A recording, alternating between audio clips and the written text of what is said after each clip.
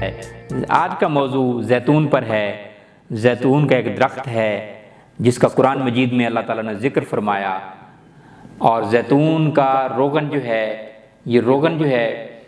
پھول جو ہوتے ہیں زیتون کے درخت کے، اس میں یہ روغن پایا جاتا ہے، اس کو دبانے سے جو ہے روغن نکل آتا ہے۔ زیتون کے درخت کی لمبائی جو ہے 9 سے 10 میٹر تک ہوتی ہے، اور زیتون کو روغن جو ہے یہی کام میں لایا جاتا ہے، کھانے بنانے کے لیے مفید ہے، ڈشز کو لذیذ بنانے کے لیے،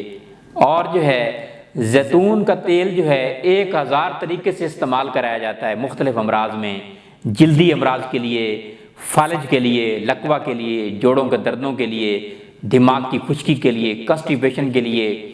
دل کے امراض کے لیے، جگر کے امراض کے لیے، شوگر کے امراض کے لیے،